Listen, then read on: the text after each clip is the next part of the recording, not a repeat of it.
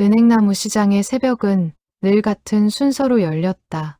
첫 번째로 셔터를 올리는 사람은 최소 가게를 30년째 지키는 김말순이었고, 그 옆으로 생선 좌판을 펴는 박정자가 뒤따랐다.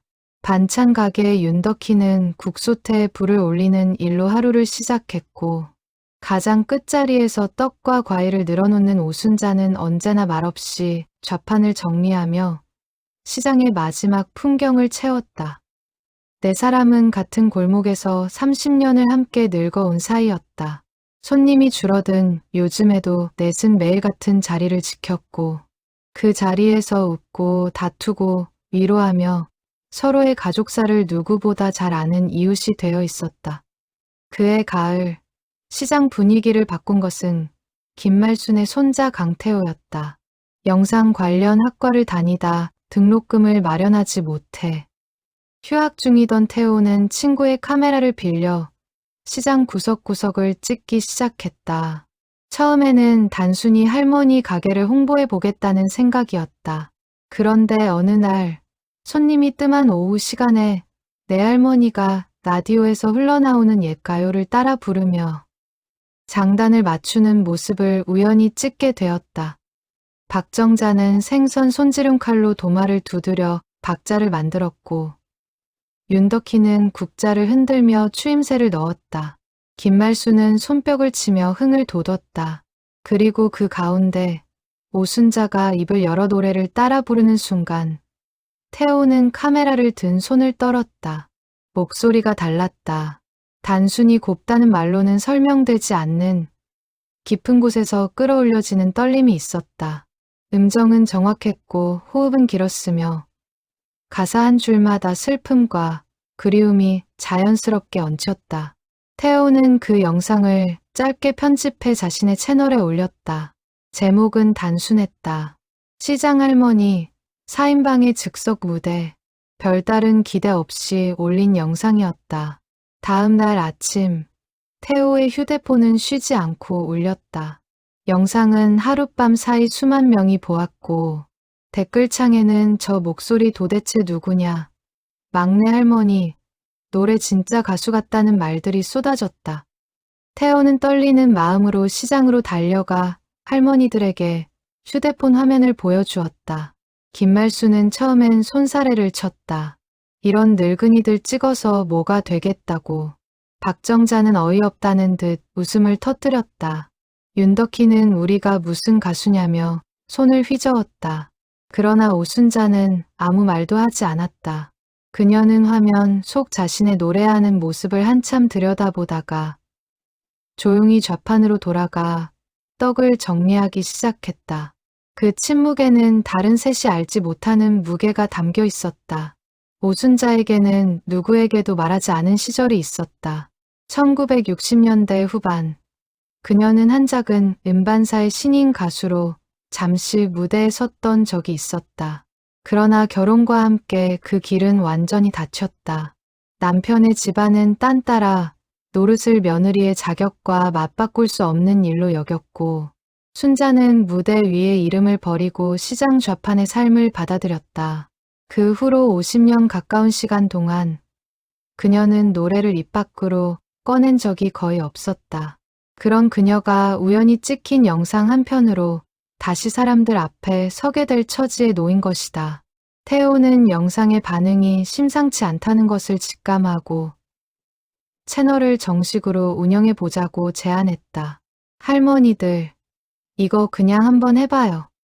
제가 다 알아서 할게요. 용돈벌이라도 되면 좋잖아요. 김말순은 손자의 등록금 걱정이 마음에 걸려 마지못해 고개를 끄덕였다. 박정자와 윤덕희도 심심한데 한번 해보자며 동참했다. 셋의 시선이 오순자에게 향했다. 오순자는 한참을 망설이다가 작은 목소리로 답했다. 나는 그냥 옆에서 거들기만 할게. 그 말이 묘하게 슬프게 들렸지만 그날은 아무도 그 이유를 깊이 묻지 않았다. 은행나무 시장은 도시 외곽에 자리한 오래된 재래시장이었다. 한때는 골목마다 사람이 넘쳐 어깨가 부딪힐 정도였지만 큰 길 건너에 대형 마트가 들어선 뒤로는 평일 오후가 되면 골목이 텅 비기 일쑤였다. 그런 시장 한 구석에서 내 할머니는 서로의 든든한 버팀목이었다. 김말순이 허리가 아파 주저앉으면 박정자가 대신 좌판을 봐주었고, 윤덕희가 며칠 장사를 쉬어야 할 때면 오순자가 반찬 가게 문을 대신 열어주었다.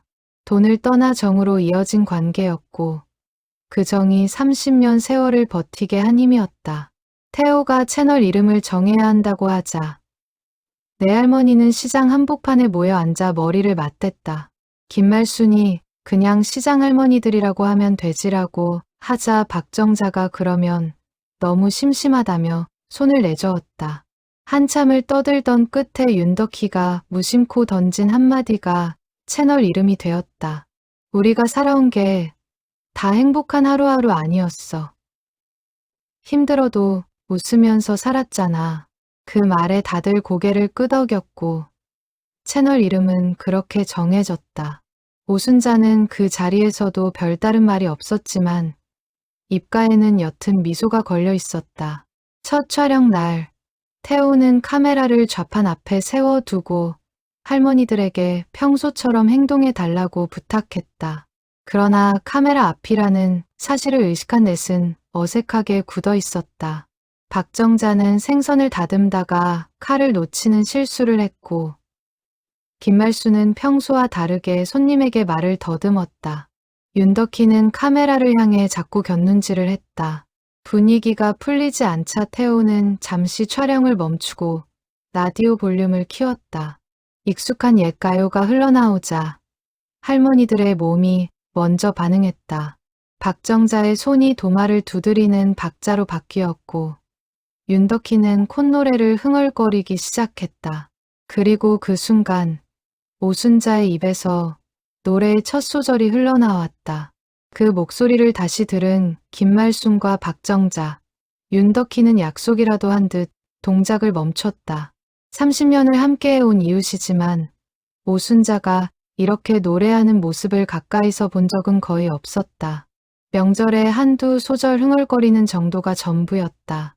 그런데 지금 그녀의 목소리에는 단순한 흥겨움을 넘어선 무언가가 담겨 있었다. 노래가 끝난 뒤 정적이 흘렀다. 박정자가 먼저 입을 열었다. 순자야, 너 그동안 어디다 숨겨놓고 살았던 거야. 그 목소리. 오순자는 어색하게 웃으며 손을 내저었다. 늙어서 그런가. 괜히 목이 풀리네. 그러나 그녀의 눈빛은 잠시 먼 곳을 향해 있었다. 영상이 퍼진 다음 날, 시장에는 평소보다 많은 손님이 찾아왔다. 누군가는 영상을 보고 직접 찾아왔다며 떡을 사갔고, 누군가는 휴대폰으로 좌판을 배경으로 사진을 찍어갔다. 시장 상인회 회장은 오랜만에 활기를 띤 골목을 보며 흐뭇한 표정을 지었고, 옆 가게 주인들도 이러다 우리 시장 유명해지는 거 아니냐며 덕담을 건넸다. 태호는 신이 나서 다음 영상을 어떻게 찍을지 떠들었지만 오순자의 마음은 복잡하게 흔들리고 있었다. 그날 저녁, 오순자의 휴대폰이 짧게 울렸다. 도시에 사는 딸 오미경이 보낸 메시지였다. 엄마, 인터넷에서 영상 봤어요. 노래 잘하시던데요. 짧은 한 줄이었지만 오순자는 그 문장을 한참 들여다보았다. 미경과는 몇 해 전부터 서먹한 사이가 되어 있었다. 명절에도 형식적인 인사만 나누는 정도였고 그 이유를 오순자는 누구에게도 말하지 않았다. 그녀는 답장을 쓰려다 몇 번이고 지웠다. 결국 그래, 잘 지내니라는 짧은 답만 보내고 휴대폰을 내려놓았다. 늦은 밤, 그녀는 좁은 방 한 구석 서랍 깊은 곳에 넣어두었던 낡은 종이 한 장을 꺼내 보았다. 색이 누렇게 바랜 그 종이에는 50년도 더 된 글씨로 한 줄이 적혀 있었다. 그것은 그녀가 평생 누구에게도 보여주지 않았던 젊은 날의 흔적이었다. 종이를 만지는 손끝이 가늘게 떨렸다. 그녀는 눈을 감고 잠시 그 시절의 공기를 떠올리는 듯했다. 작은 무대, 환한 조명, 그리고 노래가 끝난 뒤 쏟아지던 박수 소리. 그러나 그 기억은 오래 머물지 못하고 곧 다른 기억에 밀려났다. 차갑게 식어버린 시댁 어른들의 눈빛. 그리고 다시는 무대에 서지 말라는 단호한 한마디. 창밖으로 가을바람이 불어왔고 그녀는 종이를 다시 서랍 깊은 곳에 넣으며 작게 한숨을 내쉬었다. 그렇게 내 할머니의 두 번째 인생이 시장 좌판 한 구석에서 조용히 시작되고 있었다. 가을바람이 시장 골목을 훑고 지나갔고 좌판 위에 놓인 낡은 라디오에서는 여전히 옛가요가 흘러나왔다. 누구도 예상하지 못한 무대가 그 골목 끝에서 천천히 막을 올리고 있었다. 채널이 만들어진 지 일주일이 지나도록 영상은 처음의 화제만큼 큰 반응을 이어가지 못했다. 태호가 올린 두 번째, 세 번째 영상은 조회수가 신통치 않았다. 첫 영상에 달렸던 목소리가 신기하다는 댓글들도 시간이 지나며 묻혀갔다. 태호는 노트북 화면을 들여다보며 한숨을 쉬었다. 역시 한번 터졌다고 계속 잘 되는 게 아니구나. 김말수는 손자의 어깨를 두드리며 위로했다. 그래도 우리끼리 재밌게 하면 됐지 뭐. 그러나 등록금 마감일이 다가오고 있다는 사실은 누구도 입 밖에 내지 않았다. 태호는 밤늦게까지 다른 채널들의 영상을 분석하며 무엇이 부족한지 고민했다. 화면 속 화려한 자막과 편집을 따라 해보려 했지만 시장 좌판의 투박한 분위기와는 어딘가 어울리지 않았다. 좌판 일이 끝난 저녁이면 내 할머니는 시장 뒤편 공터에 모여 태호가 짜온 짧은 무대 연습을 함께 했다. 처음엔 어색하던 동작도 점점 손에 익었다. 박정자는 생선 손질 도구로 만든 즉석 악기로 박자를 맞췄고 윤덕희는 시장에서 산 알록달록한 스카프를 두르고 춤 동작을 따라했다. 김말수는 가사를 외우는데 서툴러 자주 틀렸지만 그 모습이 오히려 영상에서는 웃음을 주었다. 그리고 그 가운데 오순자는 늘 한 발 물러서 있었다. 노래는 함께 불렀지만 카메라 정면에 서는 일은 되도록 피했다. 연습이 끝나면 넷은 공터 평상에 둘러앉아 식은 도시락을 나눠 먹으며 하루를 마무리했다. 그 시간만큼은 누구도 채널 걱정을 입에 올리지 않았다. 그 모습을 눈치챈 박정자가 어느 날 슬쩍 물었다. 순자야, 너는 왜 자꾸 뒤로 빠져? 목소리는 제일 좋은데. 오순자는 잠시 머뭇거리다 답했다. 나이 들어서 그렇지 뭐. 앞에 서는 게 부끄러워서. 그러나 그녀의 눈빛에는 단순한 부끄러움 이상의 무언가가 스쳤다. 윤덕희가 끼어들며 분위기를 풀었다. 부끄러우면 우리 뒤에 숨어. 우리가 가려줄게. 다들 웃음을 터뜨렸지만 오순자의 미소는 어딘가 흐릿했다. 김말수는 그 미소를 곁눈질로 살피며 무언가 묻고 싶은 표정을 지었지만 끝내 입을 열지 않았다. 30년을 함께한 사이에도 건너지 못하는 마음의 경계가 있다는 것을 그녀는 알고 있었다. 그 무렵 도시에서 작은 옷가게를 운영하는 딸 오미경은 어머니의 영상을 몰래 몇 번이고 돌려보고 있었다.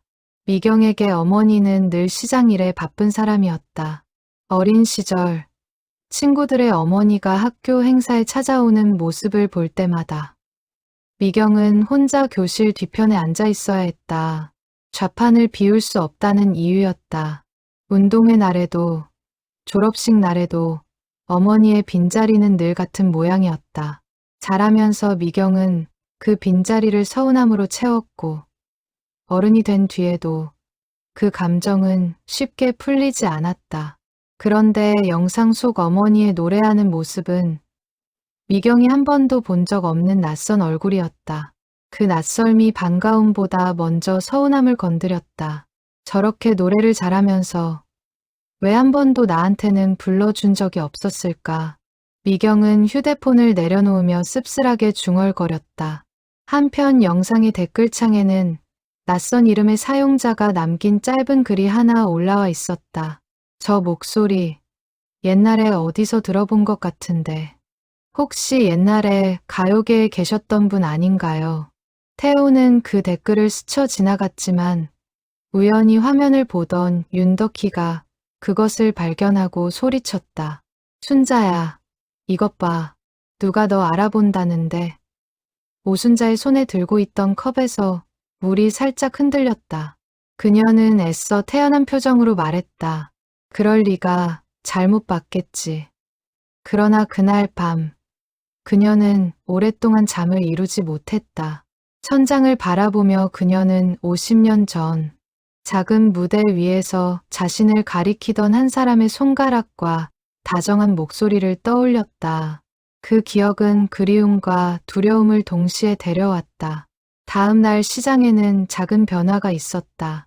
상인회에서 가을맞이 행사를 준비하며 시장 입구에 작은 무대를 마련하고 동네 손님들을 위한 공연을 열기로 한 것이다. 태호는 이 기회를 놓치지 않았다. 할머니들, 이번 행사에서 우리도 한 곡 불러봐요. 이걸 찍어서 올리면 분명 반응이 다를 거예요. 김말순과 박정자, 윤덕희는 흔쾌히 고개를 끄덕였다. 모두의 시선이 다시 오순자에게 향했다. 그녀는 한참을 망설이다가 결국 작게 고개를 끄덕였다. 그래, 한 번만이라도 해보자. 그 말 속에는 두려움과 작은 설렘이 함께 섞여 있었다. 가을 행사 날까지 이제 일주일이 남아 있었다. 시장 골목에는 벌써 행사를 알리는 작은 현수막이 걸리기 시작했고 좌판 주인들은 저마다 들뜬 얼굴로 그날을 기다리고 있었다. 그날 밤 태호는 자취방으로 돌아가는 길에 잠시 걸음을 멈추고 휴대폰 속 등록금, 고지서를 다시 들여다보았다. 납부 기한은 보름밖에 남지 않았는데 모아둔 돈은 절반도 채우지 못한 상태였다. 그는 할머니에게 손을 내밀고 싶지 않았다. 평생 좌판에서 번 돈을 손자 학비에 보태느라 정작 자신을 위해서는 옷 한 벌 제대로 사 입지 않는 분이었다. 태호는 이번 채널이 단순한 취미가 아니라 자신이 스스로 길을 만들어 보려는 마지막 시도라는 것을 알고 있었다. 그는 휴대폰 화면 속 조회수 그래프를 바라보며 작게 중얼거렸다. 이번엔 진짜 잘해야 돼. 행사 준비가 시작되자 시장 분위기는 한층 활기를 띠었다. 박정자는 생선 좌판 옆에 작은 거울을 세워두고 틈날 때마다 화장을 점검했고 윤덕희는 옷장 깊이 넣어두었던 화려한 한복 저고리를 꺼내 다듬었다. 김말수는 손주에게 보여줄 영상이라는 생각에 평소보다 더 정성껏 가사를 외웠다. 그 사이 오순자는 조용히 혼자 집에 남아 거울 앞에서 입모양을 맞춰 보았다. 50년 만에 다시 누군가 앞에서 노래할 준비를 하고 있다는 사실이 그녀에게는 두려움이자 동시에 오래 잊고 지낸 떨림이었다. 행사를 며칠 앞둔 어느 날 오순자는 우연히 옛 동네 친구로부터 한 통의 전화를 받았다. 친구는 별다른 의도 없이 안부를 전하다가 문득 이런 말을 흘렸다. 순자야, 그때 그 음반사 사람들 아직도 가끔 모인다더라. 누구더라. 그 작곡가 양반도 여전히 정정하다던데. 오순자는 애써 가벼운 말투로 화제를 돌렸지만 전화를 끊은 뒤 한참 동안 멍하니 창밖을 바라보았다. 50년 동안 묻어두었던 이름 하나가 그렇게 다시 그녀의 마음 한구석을 두드리고 있었다. 그 밤 오순자는 결국 잠을 이루지 못하고 부엌으로 나와 물 한 잔을 따랐다. 식탁에 앉아 창밖 어둠을 바라보던 그녀의 눈앞에 오래된 장면 하나가 또렷이 떠올랐다. 좁은 녹음실, 낡은 마이크, 그리고 한 번만 더 불러보자며 자신을 다독이던 젊은 작곡가의 목소리. 그 시절의 자신은 두려움보다 설렘이 더 큰 사람이었다. 지금의 자신과는 다른 사람처럼 느껴졌다. 그녀는 식어버린 물을 천천히 마시며 생각했다. 그때 그 길을 끝까지 갔더라면 나는 지금 어떤 사람이 되어 있었을까? 답이 없는 물음이었지만 이상하게도 그 물음을 떠올리는 것만으로도 가슴 한쪽이 따뜻해졌다. 다음 날 아침, 오순자는 평소보다 일찍 좌판으로 나갔다. 차가운 새벽 공기 속에서 떡을 정리하던 그녀의 손끝에는 어느새 작은 콧노래가 걸려 있었다. 멀리서 그 모습을 본 김말순이 다가와 웃으며 물었다. 순자야, 오늘 기분이 좋아 보이네. 오순자는 잠시 멈칫하다가 처음으로 솔직한 대답을 내놓았다. 그냥 오랜만에 옛날 생각이 좀 났어. 김말순은 더 묻지 않았지만 친구의 표정에서 무언가 달라지고 있다는 것을 느낄 수 있었다. 가을 행사 날이 하루하루 가까워지고 있었고 오순자의 마음속에서도 무언가가 천천히 그러나 분명하게 움직이고 있었다. 태호는 그날 오후 시장 골목 입구에 행사 안내문을 함께 붙이며 자신의 채널 계정으로 짧은 예고 영상을 올렸다.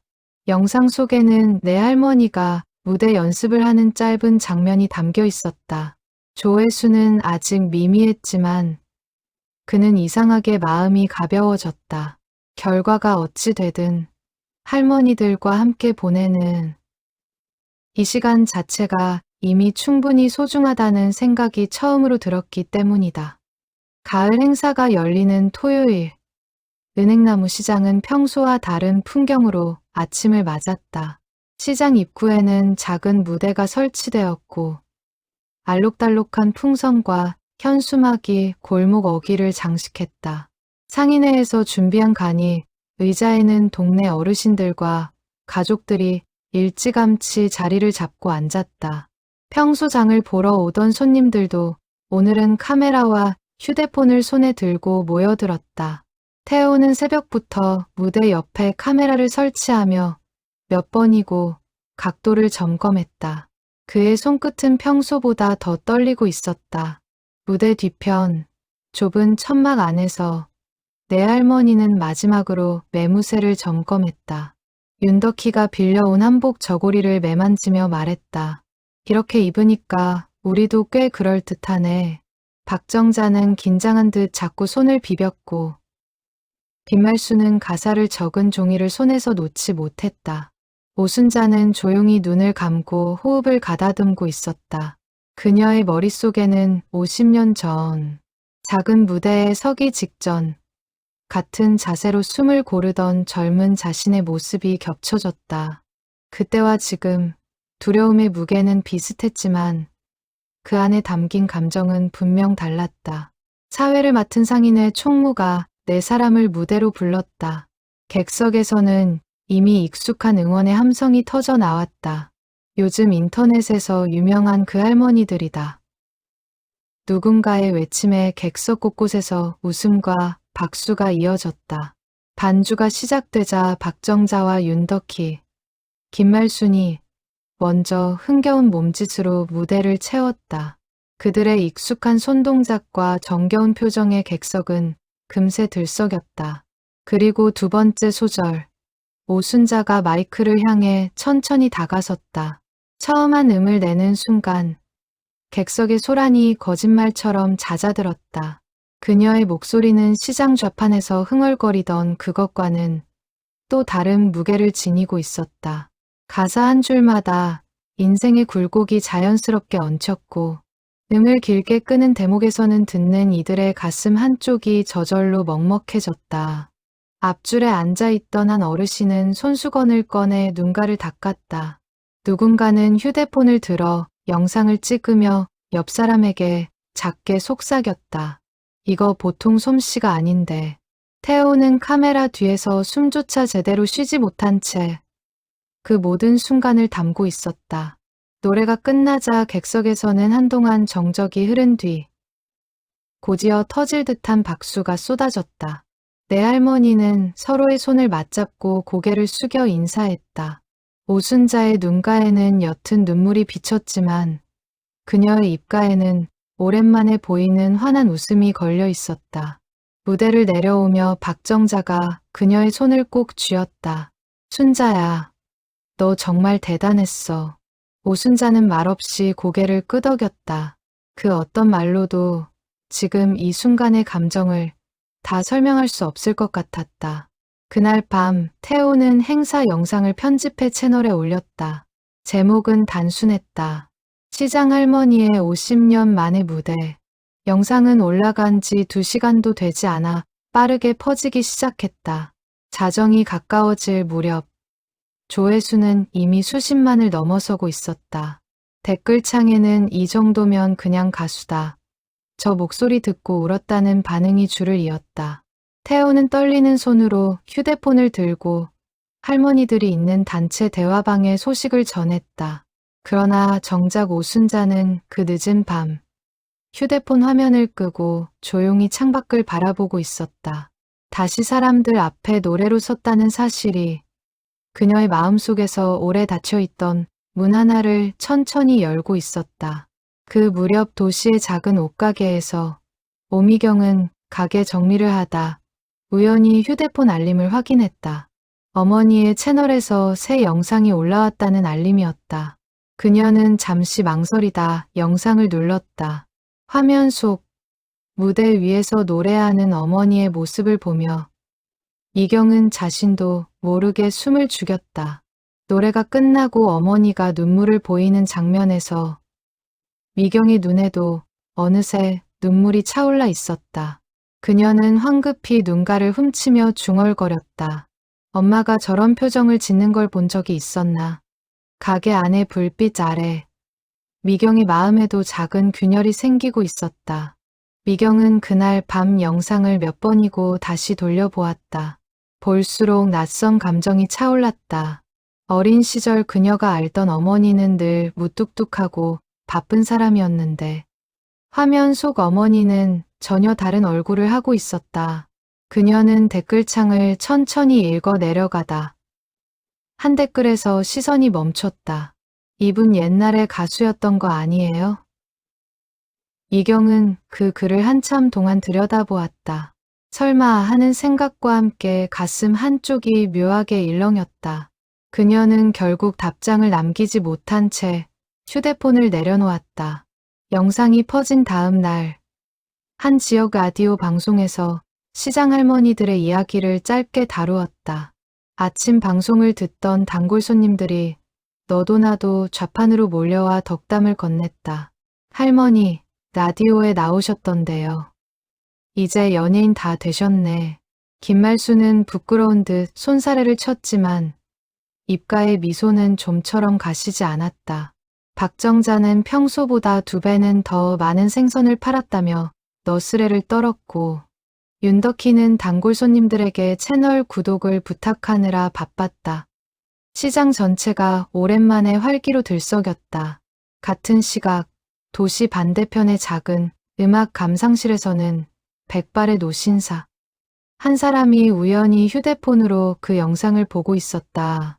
한경수, 한때 작은 음반사에서 신인 가수들을 발굴하던 작곡가였던 그는 화면 속 여인의 얼굴과 목소리를 한참 동안 들여다보았다. 세월이 얼굴을 많이 바꾸어 놓았지만 노래를 부를 때 살짝 미간을 좁히는 그 버릇만은 변하지 않았다. 그는 떨리는 손으로 안경을 고쳤으며 혼잣말을 했다. 이럴 수가 살아 있었구나. 50년 전 갑작스럽게 자취를 감춘 한 신인 가수를 그는 단 한 번도 완전히 잊은 적이 없었다. 태호는 폭발적으로 늘어난 구독자 수를 확인하며 믿기지 않는다는 표정을 지었다. 광고 문에 메일이 하나둘 도착하기 시작했고 등록금에 대한 걱정도 조금씩 옅어지고 있었다. 그러나 그는 단순히 돈 때문에 기뻐하지 않았다. 할머니들이 무대 위에서 그토록 환하게 웃는 모습을 본 것은 처음이었기 때문이다. 그는 노트북을 덮으며 작게 다짐했다. 이제부터는 더 신중하게, 더 정성스럽게 만들어야겠다. 한경수는 그날 밤 늦도록 영상을 몇 번이고 다시 돌려보았다.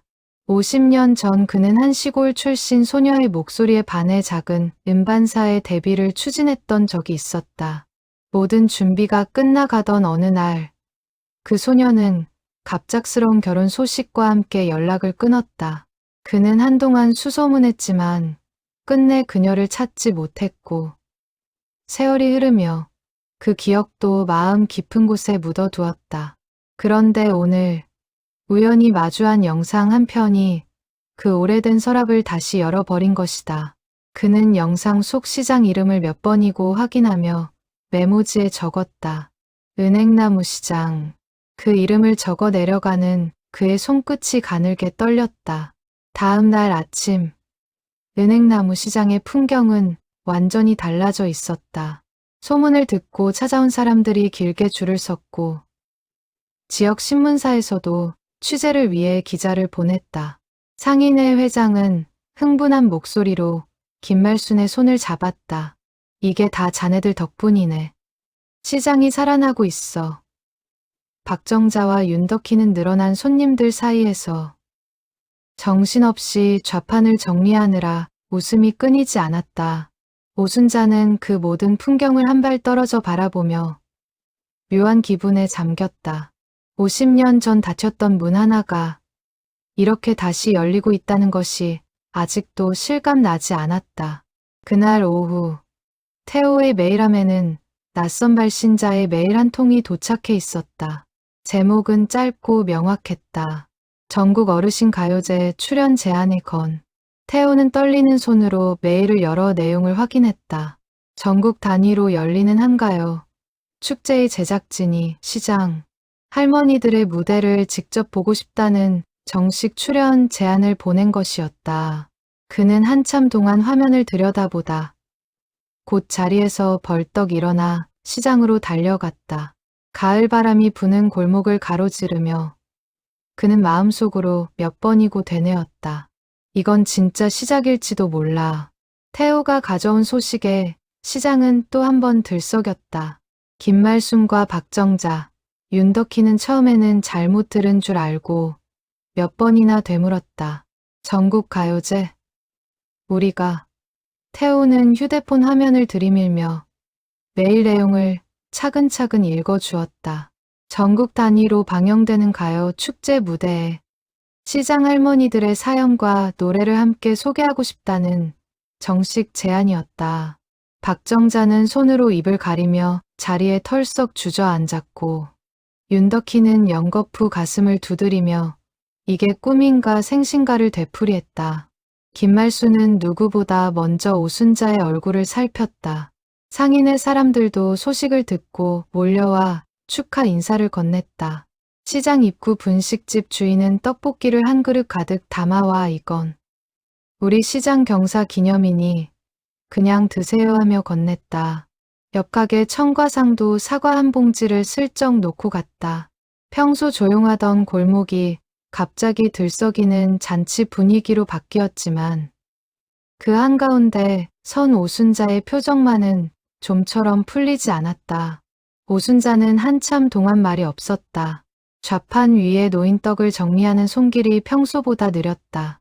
박정자가 다가가 어깨를 살짝 흔들었다. 순자야, 왜 그래? 좋은 일이잖아. 오순자는 옅게 웃어 보였지만 그 웃음 속에는 숨길 수 없는 불안이 비쳤다. 좋은 일이긴 한데 나는 좀 생각을 해봐야 할 것 같아. 세 친구는 서로 눈빛을 주고받았다. 오순자에게 무언가 말하지 못한 사정이 있다는 것을 그들은 어렴풋이 느끼고 있었지만 깊이 캐묻지는 않았다. 그날 밤 오순자는 홀로 방에 앉아 오래된 종이를 다시 꺼내 보았다. 누렇게 바랜 종이 위에는 50년 전 작은 음반사의 이름과 그녀의 옛 예명이 적혀 있었다. 그 이름을 손끝으로 따랐으며 그녀는 옛 시댁 어른의 말을 떠올렸다. 집안에 딴따라를 들일 수는 없다.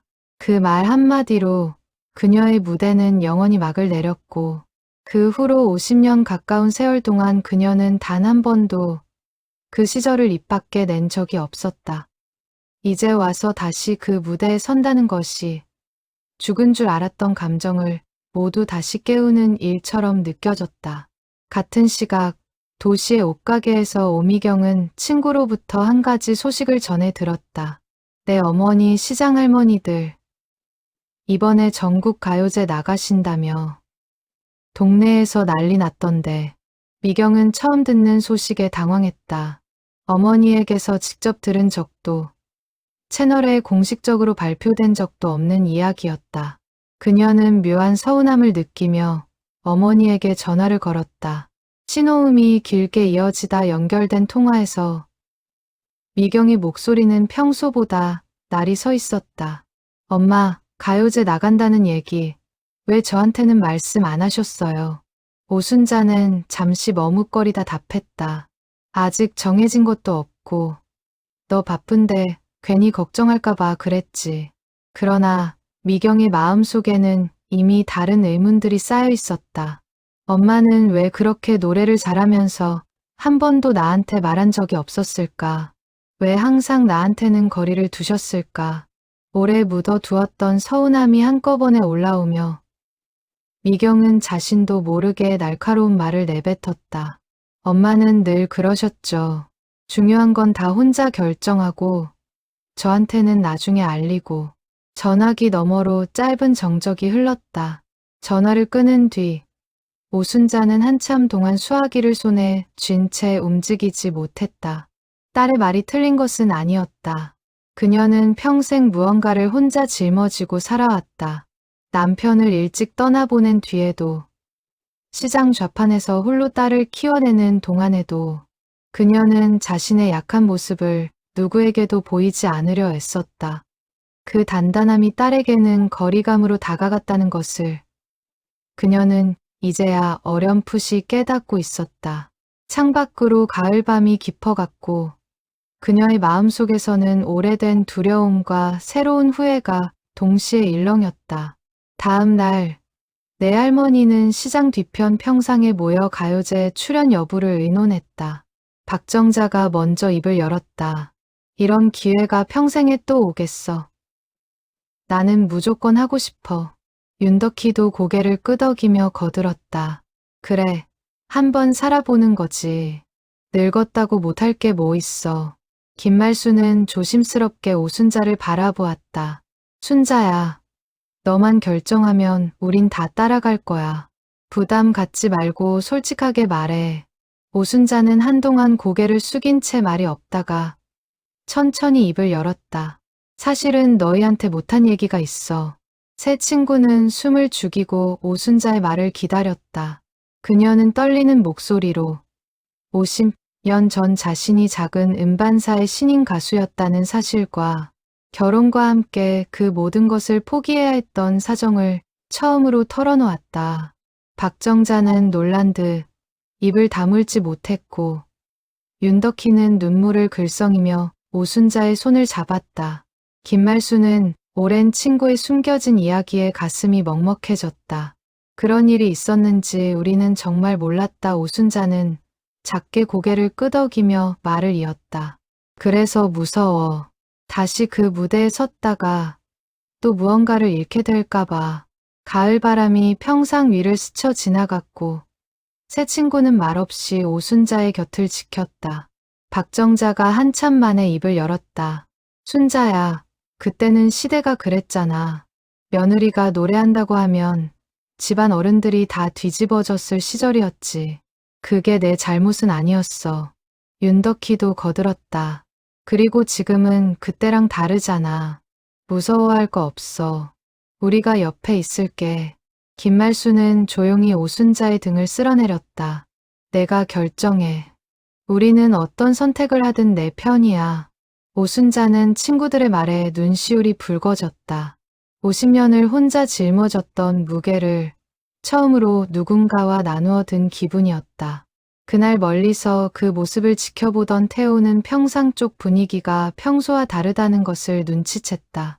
그는 다가가지 않고 가게 안쪽에서 조용히 할머니들을 살폈다. 무슨 사정인지 정확히 알 수는 없었지만 할머니 4인방 사이에 깊은 이야기가 오가고 있다는 것만은 분명했다. 그는 평소처럼 카메라를 들지 않았다. 어떤 순간은 영상으로 담기보다 그저 곁에서 지켜봐 주는 것이 맞다는 생각이 들었기 때문이다. 그러나 마음 한쪽에는 여전히 딸의 일이 무겁게 남아 있었다. 오순자는 그날 밤 미경에게 다시 전화를 걸었다. 이번에는 자신의 이야기를 먼저 꺼내보기로 마음먹었다. 그러나 신호음만 길게 이어질 뿐 미경은 전화를 받지 않았다.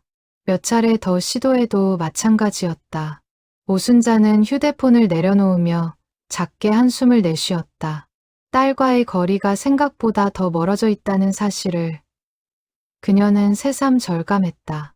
도시의 옷가게에서 미경은 울리는 휴대폰을 바라보며 받을지 말지 한참을 망설였다. 어머니의 이름이 화면에 떠 있는 동안에도 그녀의 손가락은 통화 버튼 위에서 멈춰 있었다. 결국 신호음이 끊기고 부재중 전화로 남았다. 미경은 휴대폰을 가방에 넣으며 작게 중얼거렸다. 지금은 무슨 말을 해야 할지 모르겠어. 어린 시절의 서운함과 방금 알게 된 어머니의 숨겨진 사연이 뒤섞여 그녀의 마음은 어느 쪽으로도 정리되지 못한 채 흔들리고 있었다. 며칠 뒤 가요제 제작진으로부터 다시 연락이 왔다. 출연 여부를 확정해달라는 요청이었다. 태호는 조심스럽게 할머니들의 의견을 물었다.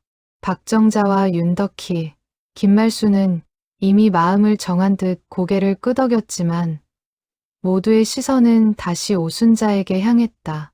그녀는 창밖으로 비치는 노을을 한참 바라보다가 마침내 입을 열었다. 할게. 더 늦기 전에 한 번은 내 이름으로 다시 서보고 싶어. 그 말에 담긴 결심은 단순한 출연 승낙이 아니라 50년 동안 미루어 두었던 자기 자신과의 화해를 향한 첫걸음이었다. 그날 저녁, 오순자는 답장이 없는 딸의 번호를 바라보며 짧은 문자 한 통을 적어 보냈다. 미경아, 엄마가 너한테 못한 얘기가 많아. 시간 될 때 한 번만 와줄 수 있을까?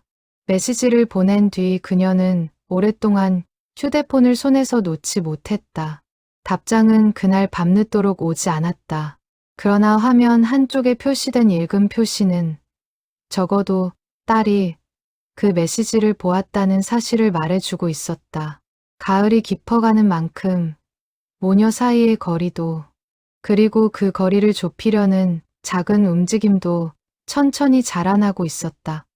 1968년 19살의 오순자는 항구 도시의 작은 방직 공장에서 일하던 평범한 처녀였다. 낮에는 실을 감는 기계 앞에서 하루를 보냈고 밤이 되면 공장 기숙사 옥상에 올라 홀로 노래를 흥얼거리는 것이 유일한 즐거움이었다. 그녀의 목소리를 처음 알아챈 사람은 같은 기숙사에 살던 동료였다. 순자야, 너 목소리 진짜 좋다. 어디 라디오 노래자랑 같은데 한번 나가봐. 처음에는 웃어 넘겼던 그 말이 결국 그녀의 인생을 바꾸는 첫걸음이 되었다. 그 시절 순자에게 노래는 고단한 하루를 버티는 유일한 위안이었다. 새벽 6시부터 시작되는 공장 일은 손끝이 갈라질 정도로 힘들었지만 옥상에 올라 노래를 부르는 그 짧은 시간만큼은 모든 고단함을 잊을 수 있었다. 같은 방을 쓰던 동료들도 하나둘 옥상으로 모여들어 그녀의 노래를 듣는 것이 어느새 기숙사의 작은 즐거움이 되어 있었다. 순자는 그 시간들 속에서 자신도 모르는 사이 노래에 대한 갈망을 키워가고 있었다. 그해 가을, 순자는 떨리는 마음으로 지역 방송국에서 주최한 작은 노래자랑에 나갔다. 무대라고 부르기도 민망한 허름한 강당이었지만 그녀에게는 세상에서 가장 빛나는 자리처럼 느껴졌다. 마이크를 잡은 손이 떨렸지만 노래가 시작되자 떨림은 거짓말처럼 사라졌다. 노래가 끝난 뒤 객석 한 구석에 앉아있던 젊은 작곡가 한경수가 자리에서 일어나 가장 먼저 박수를 보냈다. 그는 작은 음반사에서 신인을 발굴하러 다니던 사람이었다.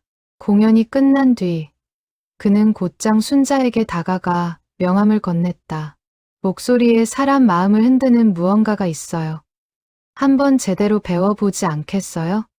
처음에는 의심 반, 설렘 반이었다. 순자의 부모는 여자가 딴따라가 되겠다고 하면 동네에서 손가락질 받는다며 반대했지만 그녀는 처음으로 자신의 인생을 스스로 선택하고 싶다는 마음이 들었다. 결국 부모를 설득해 작은 음반사의 연습생으로 들어가게 되었다. 좁은 녹음실에서 매일 발음을 교정받고 음정을 다듬는 시간은 고단했지만 행복했다. 한경수는 누구보다 그녀의 가능성을 믿어주었다. 순자 씨 목소리는 화려하지 않아도 마음에 오래 남는 목소리예요. 그게 진짜 가수의 목소리죠. 연습생 생활 1년이 지날 무렵 순자는 정식으로 데뷔곡을 받았다. 작은 음반사였지만 그녀에게는 평생 잊지 못할 순간이었다. 처음으로 자신의 이름이 아닌 무대 위에 새로운 이름으로 불리던 그날. 그녀는 좁은 녹음실 안에서 몇 번이고 같은 소절을 다시 부르며 눈물을 글썽였다. 한경수는 그녀의 어깨를 두드리며 말했다. 이제 시작이에요. 다음 달에는 정식으로 라디오 방송에도 나갈 수 있을 거예요.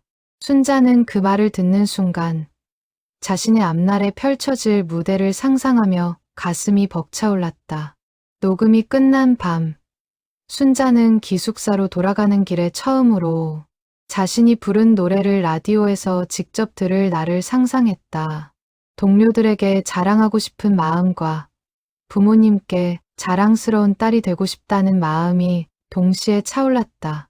그녀는 밤하늘을 올려다보며 작은 소리로 다짐했다. 이번엔 끝까지 해낼 거야. 그러나 그녀가 알지 못하는 사이 고향 집에서는 이미 혼사 이야기가 빠르게 진행되고 있었다. 부모는 딴 따라 일을 못마땅해 하던 차에 좋은 혼처가 나왔다는 소식에 서둘러 일을 추진하고 있었던 것이다. 고향에 잠시 들른 어느 날, 순자는 부모로부터 혼처 이야기를 전해 들었다. 처음에는 단호히 거절했다. 저는 지금 하고 있는 일이 있어요. 조금만 더 시간을 주세요. 그러나 아버지의 표정은 단호했다. 여자가 노래한다고 떠들고 다니는 게 벌써 동네에 소문이 다 났다. 이번 혼처 놓치면 다시는 이런 자리 안 들어온다. 순자는 밤새 이불 속에서 숨죽여 울었다. 자신의 꿈과 부모의 기대 사이에서 그녀는 점점 좁아지는 선택의 길목에 서 있었다. 그 무렵 한경수는 순자의 라디오 데뷔 방송을 준비하며 분주한 나날을 보내고 있었다. 그는 순자에게 새 곡의 가사를 건네며 말했다. 이 노래 순자 씨 목소리에 맞춰서 새로 쓴 거예요. 들어봐요. 순자는 가사를 읽으며 눈시울을 붉혔다. 평범한 한 사람의 인생을 노래하는 가사였지만 마치 자신의 이야기를 그대로 옮긴 것 같았다.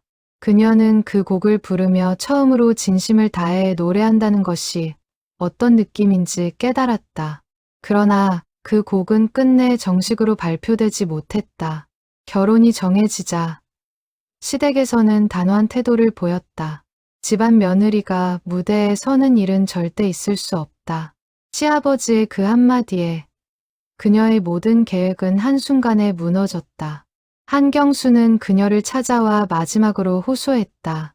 지금 그만두면 다시는 이 길로 돌아오기 어려울 거예요. 정말 후회 없겠어요? 순자는 떨리는 목소리로 답했다. 저도 무섭습니다. 하지만 지금은 선택의 여지가 없어요. 그녀의 목소리에는 체념과 슬픔이 함께 묻어 있었다. 결혼식 며칠 전, 순자는 마지막으로 녹음실을 찾아 한경수에게 작은 종이 한 장을 건넸다. 그것은 그녀가 직접 적은 짧은 글이었다. 언젠가 다시 노래할 수 있는 날이 온다면 그때는 부끄럽지 않은 목소리로 서고 싶습니다.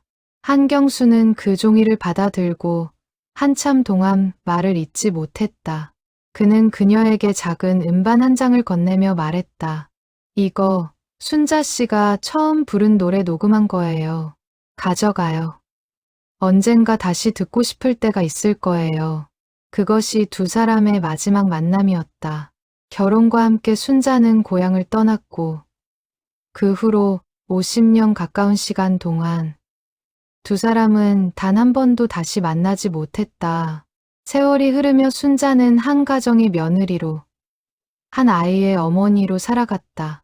남편은 일찍 세상을 떠났고 그녀는 홀로 딸을 키우며 시장 좌판에서 억척스럽게 살아왔다.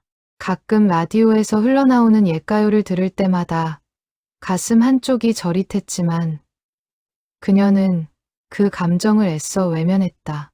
그 시절의 음반은 이삿짐을 정리하던 어느 날 분실되었고 한경수가 건네준 작은 쪽지만이 서랍 깊은 곳에서 50년의 세월을 견뎌왔다. 그것은 그녀가 누구에게도 보여주지 않았던 가장 깊은 곳에 묻어둔 젊은 날의 약속이었다. 미경이 5살 즈음 되던 어느 밤, 순자는 잠들지 못하는 딸을 품에 안고 무심코 노래를 흥얼거렸다.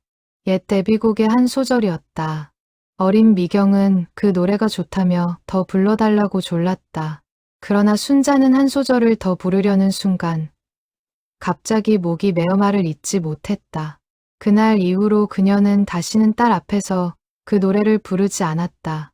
미경은 그 일을 까맣게 잊고 자랐지만 순자에게는 평생 잊을 수 없는 순간으로 남았다. 노래 한 소절이 불러온 그리움이 너무 깊어 다시는 그 문을 열 수 없었기 때문이다. 그 약속을 지키지 못한 채 살아온 세월 동안 순자는 종종 딸 미경에게도 자신의 마음을 충분히 표현하지 못했다. 무언가를 꿈꾸다 포기한 사람은 다른 이의 꿈 앞에서도 쉽게 마음을 열지 못하는 법이었다. 그녀는 딸이 하고 싶은 일을 마음껏 응원해주고 싶었지만 동시에 그 꿈이 좌절될 때의 아픔을 미리 막아주고 싶은 마음에 늘 조심스러운 거리를 두었다. 그 조심스러움이 오히려 딸에게는 차가움으로 비쳤다는 것을 그녀는 오랜 시간이 지난 뒤에야 어렴풋이 깨닫게 되었다. 시장 좌판에서 떡을 팔며 보낸 수많은 새벽 가운데 순자는 가끔 옥상에서 홀로 노래하던 19살의 자신을 떠올렸다. 그 시절의 목소리는 두려움 없이 자유로웠지만 지금의 목소리에는 50년의 세월과 인내가 함께 얹혀 있었다. 그녀는 종종 생각했다. 어쩌면 그 모든 굴곡과 인내가 지금의 자신을 더 깊은 목소리를 가진 사람으로 만들어 주었을지도 모른다고. 그러나 그 생각에 이를 때마다 동시에 한 가지 의문이 마음 깊은 곳에서 떠나지 않았다. 그 사람은, 그 작곡가 선생님은 지금 어디서 무엇을 하고 계실까?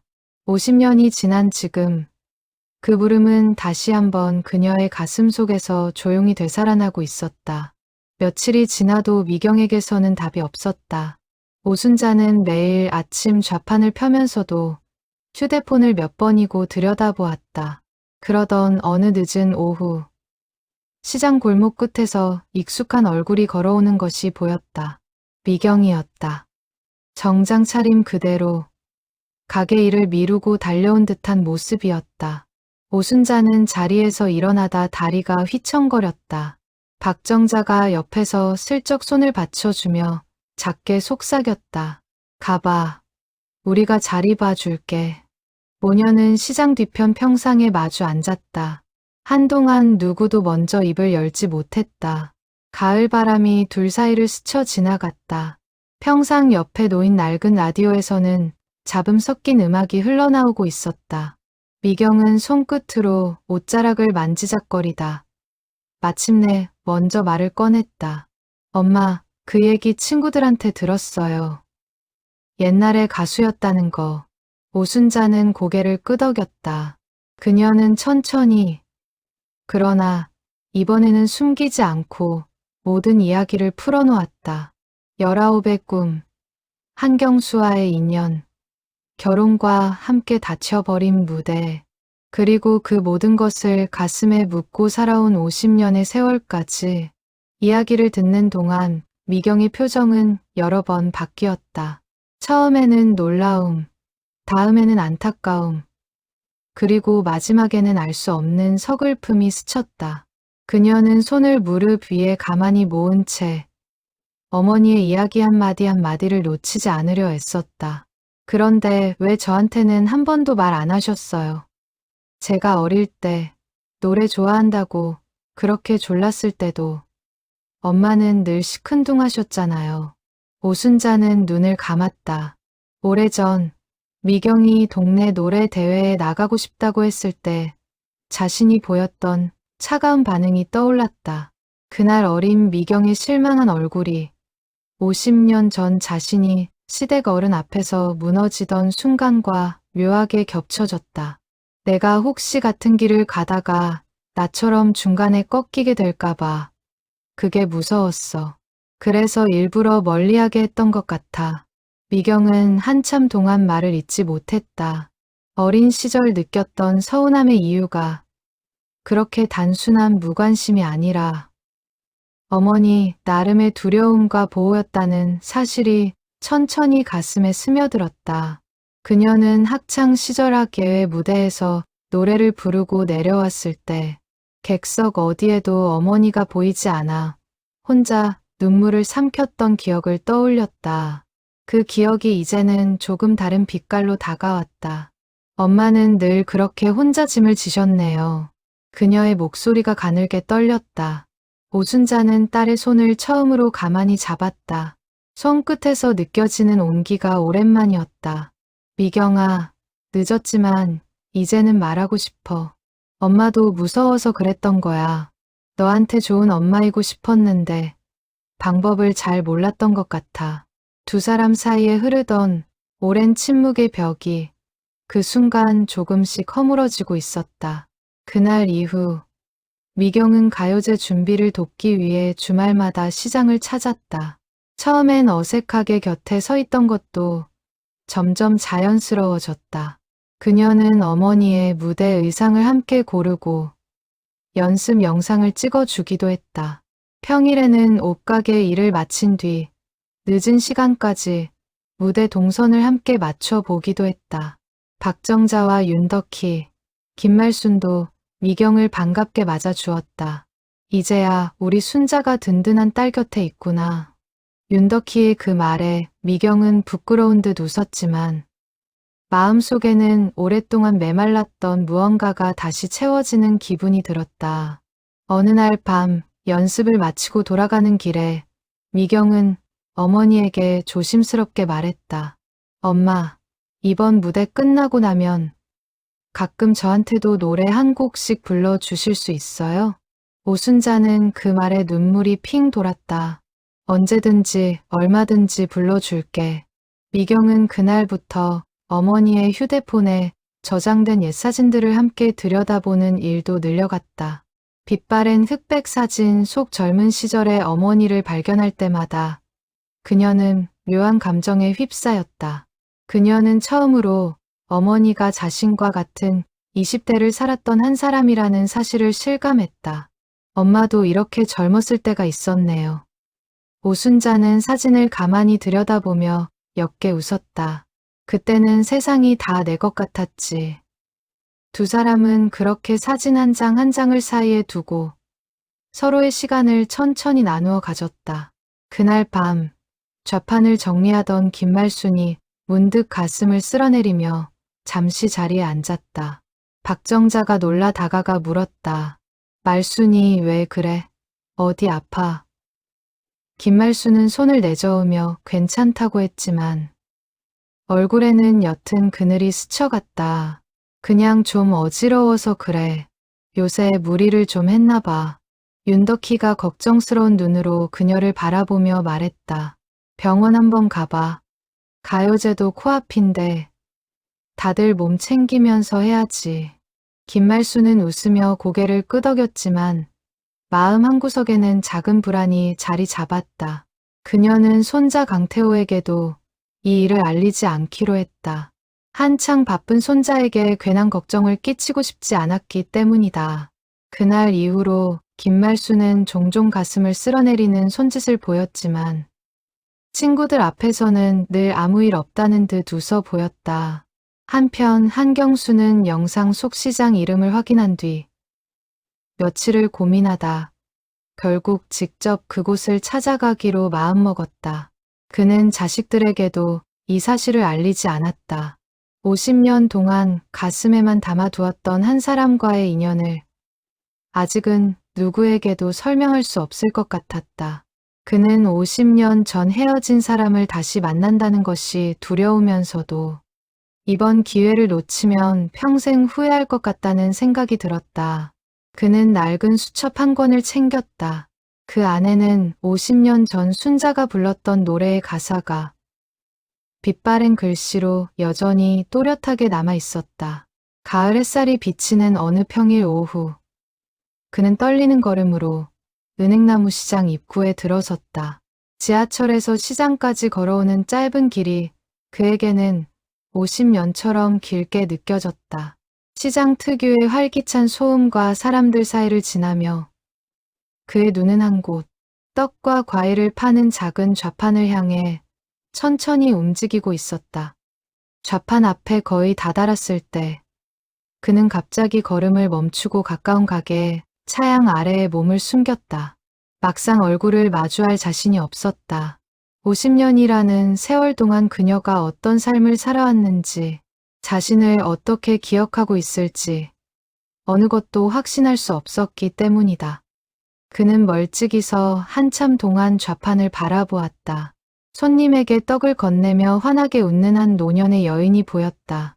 세월이 얼굴 위에 깊은 주름을 남겼지만 웃을 때 살짝 휘어지는 눈매만은 그가 기억하는 그 모습 그대로였다. 한경수는 가슴이 먹먹해져 그 자리에서 한동안 움직이지 못했다.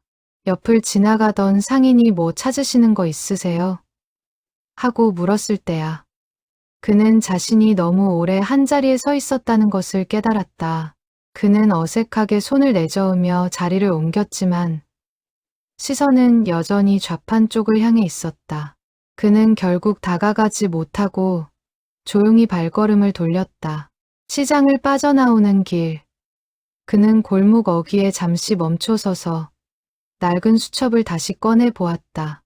빛바랜 글씨로 적힌 노랫말 옆에는 50년 전 그가 직접 그려넣은 작은 음표들이 여전히 남아 있었다. 그는 그 음표들을 손끝으로 가만히 쓸어내리며 혼자 중얼거렸다. 그때 못다 한 말을 이제는 노래로 들을 수 있겠구나. 그는 시장 입구의 작은 분식집에 들어가 종이와 펜을 빌려 짧은 편지 한 장을 적어 내려갔다. 누구에게 보낼지도 아직 정하지 못한 편지였다. 그저 마음에 담아두었던 말을 글로 옮겨야만 50년 묵은 응어리가 조금이나마 풀릴 것 같았다. 그 편지를 전할 방법을 고민하며 그는 시장 한편에 붙어있던 가요제 출연 소식 현수막을 발견했다. 출연 날짜와 장소가 적혀 있었다. 그는 한참을 그 자리에 서서 현수막을 바라보았다. 그는 그 자리에서 결심했다. 그날 객석에서 다시 만나자. 직접 말을 건네는 대신 무대 위에서 그녀의 노래를 다시 들으며 자신의 마음을 정리하기로 마음먹은 것이다. 그는 수첩을 품에 넣고 현수막에 적힌 날짜를 몇 번이고 되새기며 시장을 빠져나갔다. 그의 발걸음은 처음 들어올 때보다 한결 가벼워 보였지만 마음속에는 여전히 50년치의 그리움이 고스란히 남아 있었다. 가요제가 열리는 날까지 그는 그 그리움을 가만히 품고 기다리기로 했다.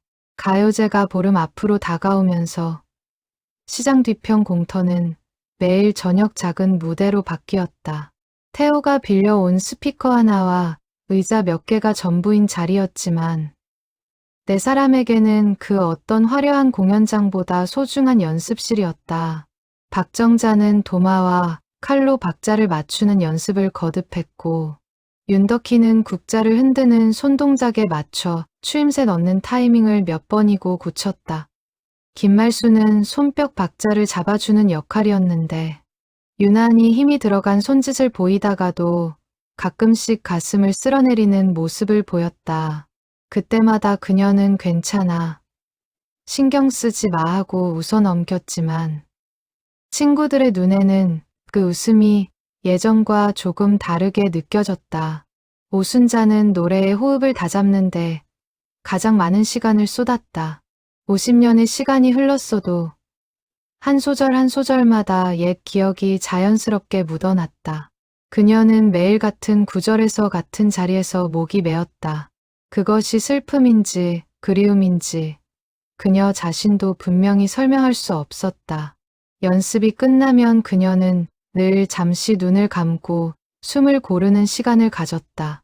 그 모습을 지켜보던 미경은 어느 날 조용히 다가와 어머니의 어깨를 가만히 짚어주었다. 엄마, 무리하지 마세요. 천천히 해도 돼요. 오순자는 딸의 손길에 마음이 놓이는 것을 느꼈다. 연습이 길어질수록 박정자와 윤덕희도 저마다의 방식으로 곡을 더 깊이 이해하려 애썼다.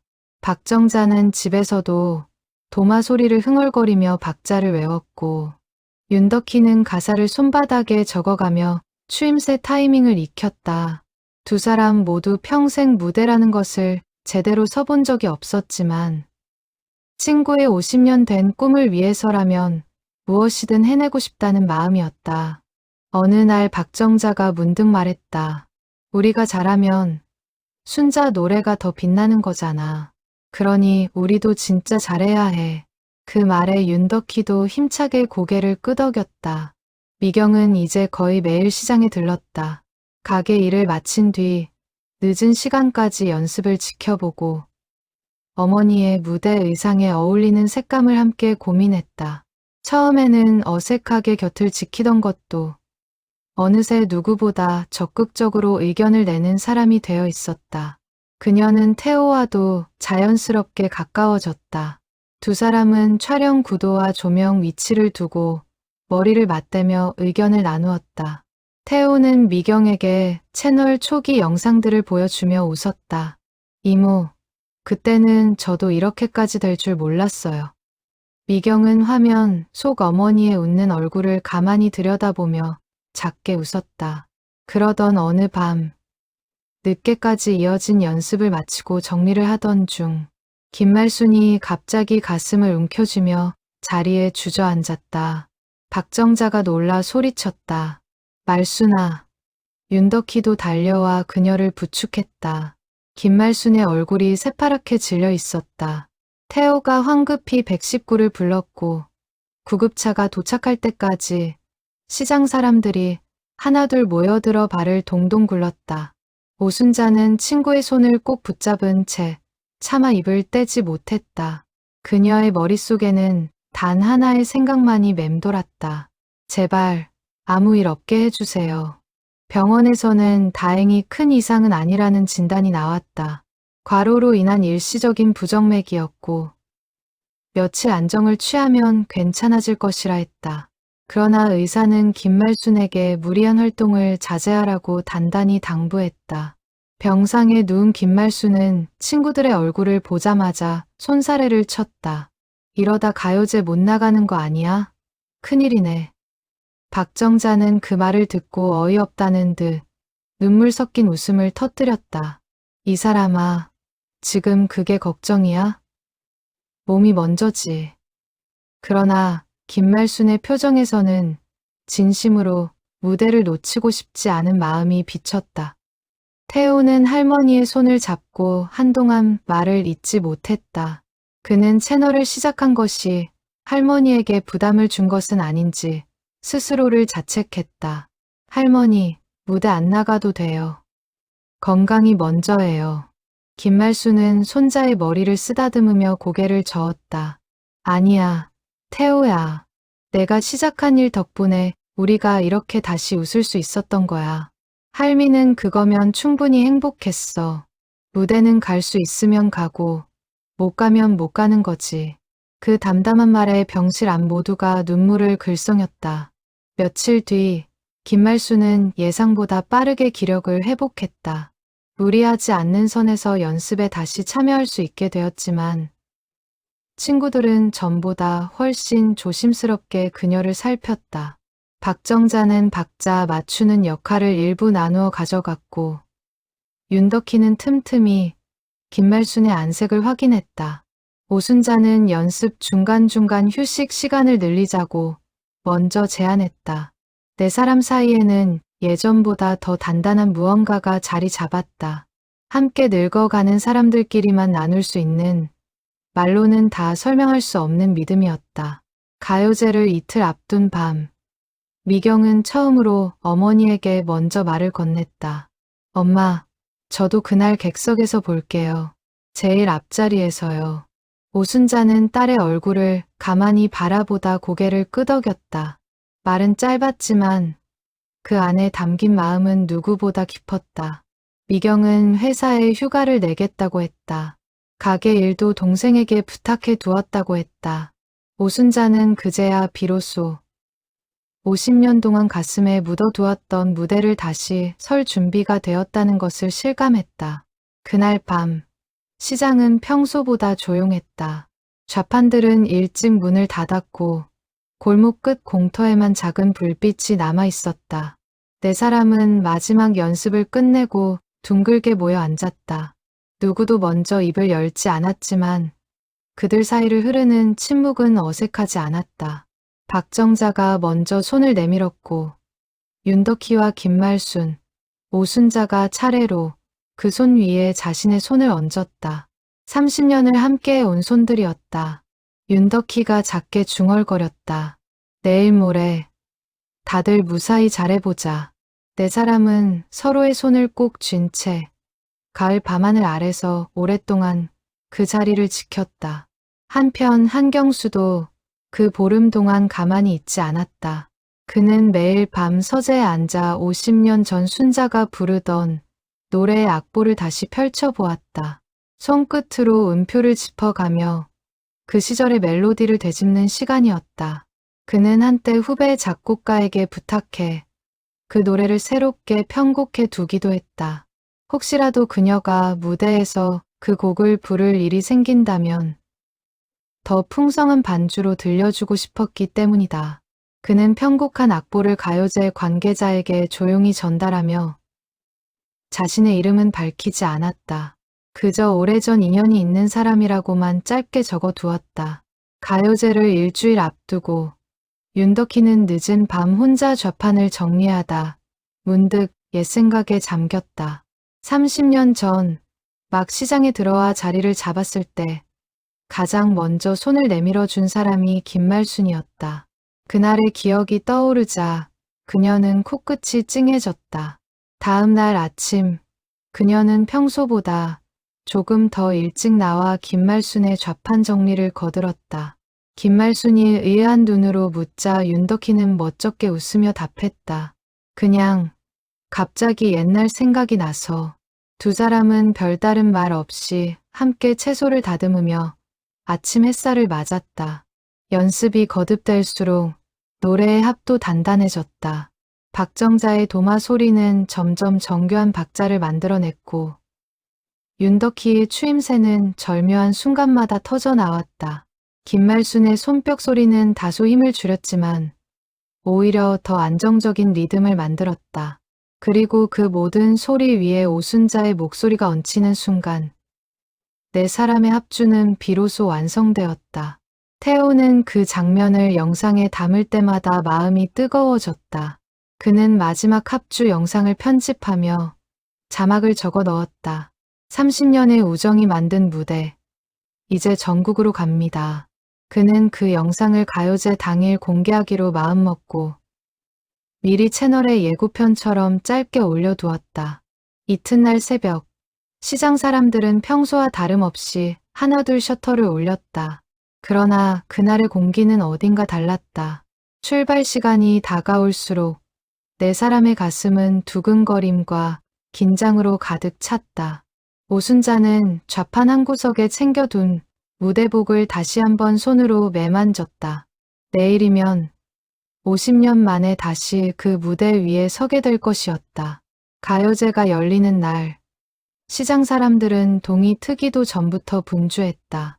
네 사람은 평소 입던 일복을 벗고 곱게 다린 무대복으로 갈아입었다. 김말순은 화사한 자주색 저고리를, 박정자는 짙은 남색 치마 저고리를 골랐다. 윤덕희는 연두색 저고리에 작은 브로치를 달았고 오순자는 옅은 분홍빛 참복을 입었다. 몸매를 다듬어 주던 미경이 어머니의 모습을 보며 눈시울을 붉혔다. 엄마, 너무 고와요. 오순자는 거울 속 자신의 모습이 낯설게 느껴졌다. 50년 전 꼭 이런 마음으로 무대 의상을 입었던 기억이 떠올랐다. 태호는 새벽부터 장비를 챙겨 시장 사람들과 함께 버스에 올랐다. 시장 상인 몇몇이 응원을 나서겠다며 자청에 따라 나섰다. 버스 안에서는 다들 들뜬 표정을 감추지 못했지만 정작 내 주인공은 말없이 창밖을 바라보았다. 박정자가 분위기를 풀어보려 농담을 던졌다. 우리 이러다 텔레비전에 얼굴 팔리는 거 아니야? 윤덕희가 웃으며 맞받았다. 팔리면 어때? 늙어서 호강 한번 해보는 거지. 김말수는 가만히 가슴께를 쓸어내리며 깊게 숨을 들이쉬었다.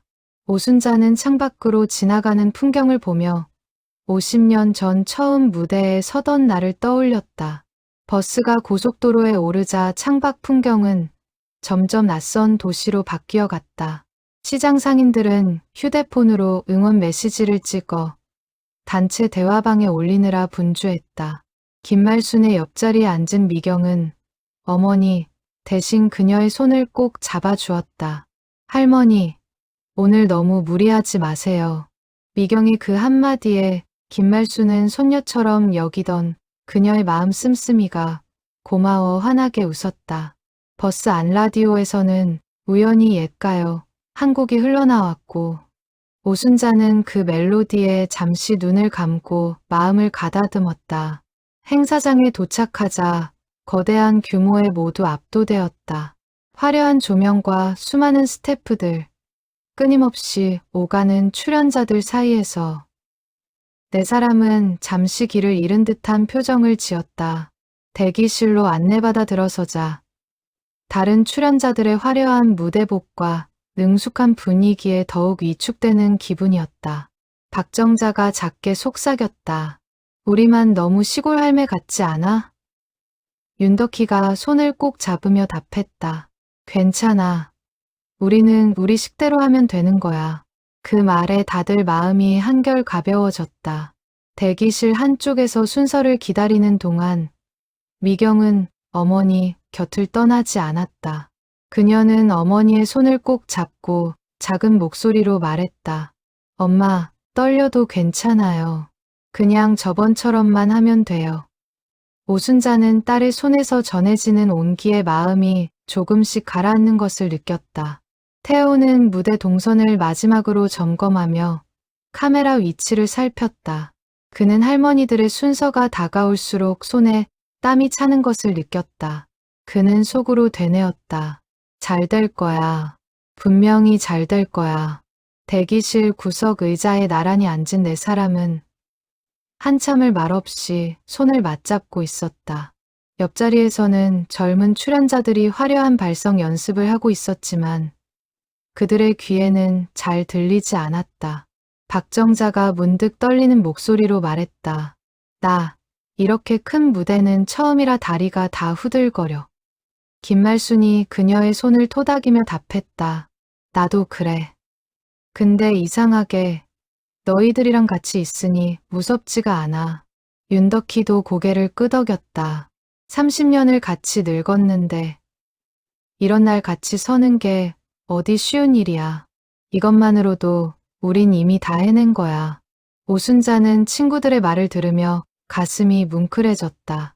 순서를 기다리는 동안 오순자는 잠시 눈을 감고 50년 전의 어느 밤을 떠올렸다. 처음으로 무대에 서기 전 한경수가 분장실 문틈으로 작게 건네주었던 말이 귓가에 맴돌았다. 순자야, 떨지 마. 가사를 잊어도 호흡이 흔들려도 괜찮아. 내 목소리만 잃지 않으면 돼. 그날의 떨림과 오늘의 떨림이 묘하게 겹쳐졌다. 그녀는 손끝으로 무대복 옷고름을 가만히 매만지며 마음을 다잡았다.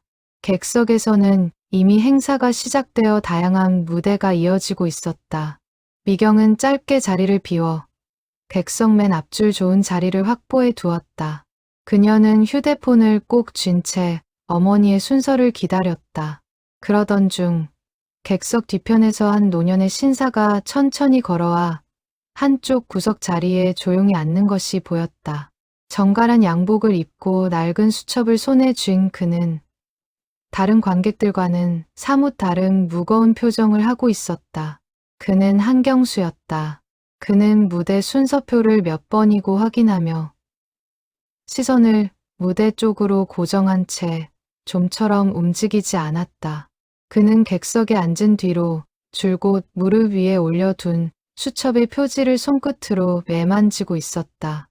옆자리 관객이 무심코 건넨 말에도 그는 짧게 고개만 끄덕일 뿐 시선을 거두지 못했다. 그의 머릿속에는 50년 전 마지막으로 그녀를 보았던 순간이 끊임없이 되풀이되고 있었다. 그는 작게 숨을 내쉬며 생각했다. 이번엔 끝까지 지켜볼 것이다. 대기실에서는 사회자의 목소리가 스피커를 통해 흘러나오기 시작했다. 다음 순서는 특별한 사연을 가진 분들을 모셨습니다. 30년 전통의 시장에서 우정과 삶의 애환을 노래로 풀어낼 네 분의 어르신들입니다. 그 말에 네 사람은 서로의 손을 꼭 잡았다. 김말순이 먼저 입을 열었다. 자, 가자. 우리 늙은이들 한번 멋지게 보여주자고. 박정자와 윤덕희가 동시에 고개를 끄덕였다. 오순자는 마지막으로 가슴에 손을 얹고 깊게 숨을 들이쉬었다. 그녀의 머릿속에 50년 전 한경수가 해주었던 말이 떠올랐다. 순자야, 무대 위에서는 두려워하지 마. 노래가 너를 지켜줄 거야. 자리에서 일어서던 순간 김말수는 잠시 가슴께가 뻐근해지는 것을 느끼고 숨을 짧게 멈췄다. 그녀는 아무도 모르게 그 통증을 삼키며 다시 숨을 골랐다. 오늘만은 제발. 그녀는 속으로 빌었다. 박정자가 옆에서 말수나 괜찮아? 하고 묻자 김말수는 황급히 손을 내저으며 웃어 보였다. 괜찮아. 그냥 긴장돼서 그래. 그녀는 친구들에게 짐이 되고 싶지 않다는 마음으로 그 순간의 통증을 끝까지 내비치지 않기로 했다. 객석 앞줄에 앉은 미경은 휴대폰 화면을 몇 번이고 다시 켰다 끄며 마음을 가다듬었다. 그녀는 어머니가 무대에 오르는 순간을 한 장면도 놓치지 않고 담아두고 싶었다. 옆자리에 앉은 시장 상인이 그녀에게 말을 건넸다. 딸이시죠? 어머니가 참 대단하셔. 미경은 멋쩍게 웃으며 고개를 끄덕였다. 그녀의 가슴 속에는 자랑스러움과 함께 오랫동안 어머니를 제대로 알지 못했던 것에 대한 미안함이 함께 차올랐다. 그녀는 조용히 중얼거렸다.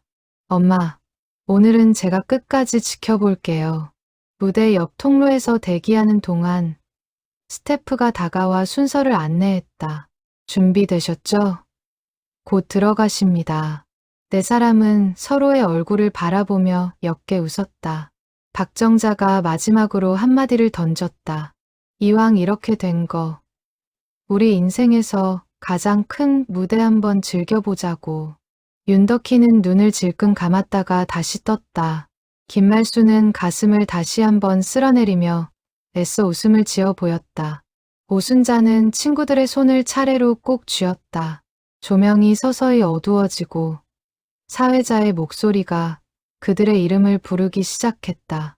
무대 위로 향하는 좁은 통로를 지나는 동안 네 사람의 발걸음은 약속이라도 한 듯 같은 박자로 맞춰졌다. 30년을 나란히 걸어온 걸음걸이였다. 통로 끝, 무대로 향하는 문이 서서히 열리며 환한 빛이 쏟아져 들어왔다. 그 빛 속으로 들어서는 순간 네 사람의 가슴 속에는 같은 마음이 자리했다. 두려움보다 큰 것은 함께라는 사실이었다. 객석에 앉은 한경수는 무대 위로 천천히 올라오는 네 사람의 모습을 보며 자리에서 몸을 곧게 세웠다. 그의 시선은 오직 한 사람, 가장 끝자리에서 조심스러운 걸음으로 걸어 나오는 오순자에게 고정되어 있었다. 그는 무릎 위에 올려둔 낡은 수첩을 두 손으로 꼭 쥐었다. 50년 동안 가슴에 묻어두었던 그리움이 이제 막 무대 위에서 다시 펼쳐지려는 순간이었다. 그의 눈가에 옅은 물기가 차오르기 시작했다. 무대 위로 올라선 네 사람은 한순간 쏟아지는 조명에 눈이 부셨다. 객석을 가득 채운 사람들의 시선이 일제히 그들에게 향했다. 사회자가 짧게 사연을 소개했다. 30년간 같은 골목에서 함께 늙어온 네 분의 상인 어르신들입니다. 우연히 시작된 영상 한 편이 오늘 이 무대까지 이어졌습니다. 객석 곳곳에서 잔잔한 박수가 일었다. 박정자는 도마와 칼을 손에 쥔 채 정해진 자리에 섰고 윤덕희는 국자를 들었다. 김말수는 손뼉 칠 준비를 했다. 오순자는 가장 가운데 마이크 앞에 자리했다. 무대 위 조명 아래 서니 시장 좌판에서 연습할 때와는 또 다른 긴장감이 네 사람을 감쌌다.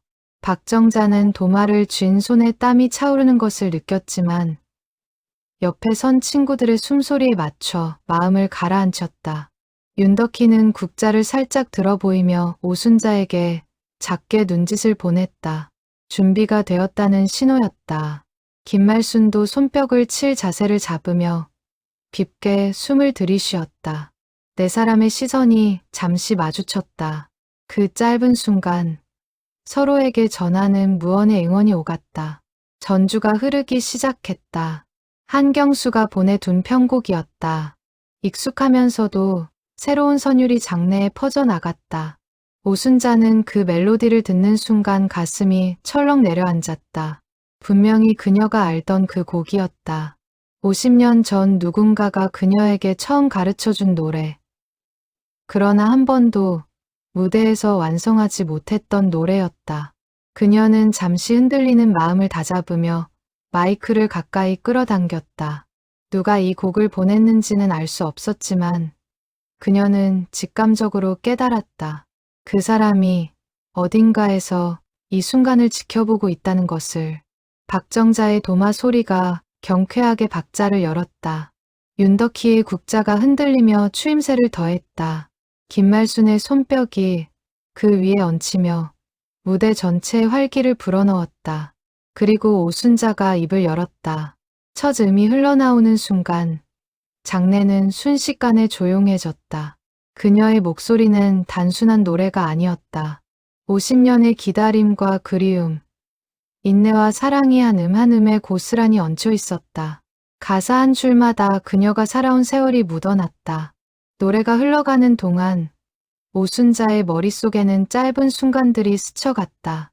19살, 처음 무대에 서던 떨림, 한경수가 건네주던 따뜻한 말 한마디, 결혼식 날 시댁 어른 앞에서 무너지던 순간, 갓 태어난 미경을 품에 안고 흘리던 눈물, 30년간 시장 좌판을 지키며 보낸 새벽들, 그 모든 시간이 노래 속에 녹아들어 그녀의 목소리를 더욱 깊게 만들었다. 그녀는 더 이상 두렵지 않았다. 오히려 그 모든 순간들에게 감사하는 마음이 차올라왔다. 객석에 앉은 한경수는 더 이상 눈물을 참지 못했다. 그는 손에 쥔 수첩을 가슴에 꼭 끌어안았다. 50년 전 그가 사랑했던 목소리가 조금의 흔들림도 없이 그대로 그의 앞에 있었다. 오히려 그때보다 더 깊고 단단해진 목소리였다. 그는 작은 목소리로 중얼거렸다. 순자야, 너는 끝까지 가수였구나. 옆자리에 앉은 관객이 그의 눈물을 보고 이해한 듯 쳐다보았지만 그는 신경 쓸 겨를이 없었다. 미경은 휴대폰을 든 손을 떨며 어머니의 모습을 화면에 담았다. 그녀는 처음으로 어머니가 그저 시장 좌판의 아주머니가 아니라 한 사람의 예술가였다는 것을 온전히 느꼈다.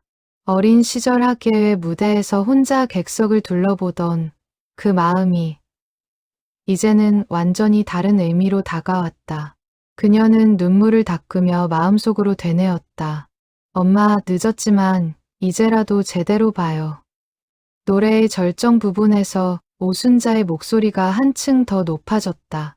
객석 곳곳에서 훌쩍이는 소리가 들려왔다. 후렴이 다시 한번 반복되는 순간 네 사람의 합주는 절정에 이르렀다.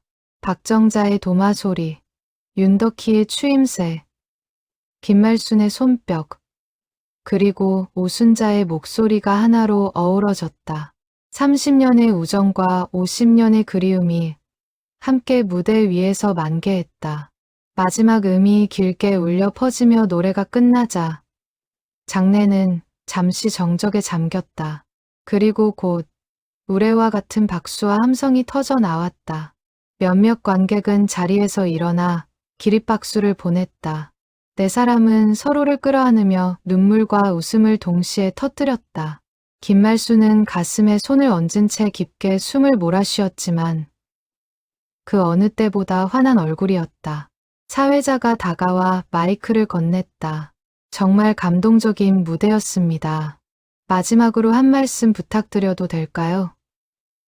오순자는 잠시 숨을 고른 뒤 떨리는 목소리로 입을 열었다. 50년 전 저에게 노래를 가르쳐 주신 분이 계셨습니다. 그분께 이 무대를 빌려 꼭 한 말씀 전하고 싶습니다.